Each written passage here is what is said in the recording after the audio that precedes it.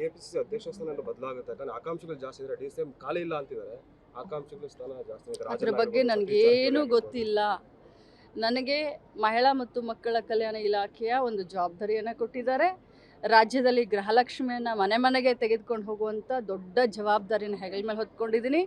ಒಂದು ತಿಂಗಳು ಲೇಟ್ ಆಯಿತು ಅಂತಂದರೆ ಒಂದು ದಿನಕ್ಕೆ 500 ಫೋನ್ ಕಾಲ್ಗಳನ್ನ ಹಿಡಿಯೋದ್ರಲ್ಲೇ, ಅವ್ರನ್ನ ಸಮಾಧಾನ ಮಾಡೋದ್ರಲ್ಲೇ, ಅವರಲ್ಲಿ ವಿಶ್ವಾಸ ಮೂಡಿಸೋದ್ರಲ್ಲೇ ನನ್ನ ಟೈಮ್ ಹೋಗುತ್ತೆ. ಯಾಕಂತಂದರೆ ಈ ತಿಂಗಳು ಬರಲಿಲ್ಲ ಅಂತಂದರೆ ಮುಂದಿನ ತಿಂಗಳು ಬರೋದಿಲ್ಲ ಅಂತ ವಿರೋಧ ಪಕ್ಷದವ್ರು ಹೇಳ್ತಾರೆ.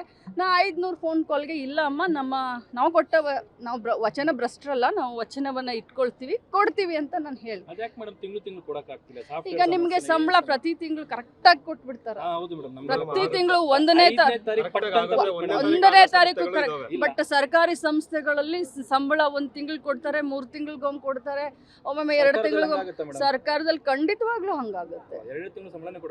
ಕೊಡೋದಿಲ್ಲ. ತಮಗೂ ಎಲ್ಲ ಗೊತ್ತಿದೆ. ಯಾಕೆ ನನ್ನ ಬಾಯಿಂದ ಯಾಕೆ ಏನ್ ಕರೆಕ್ಟ್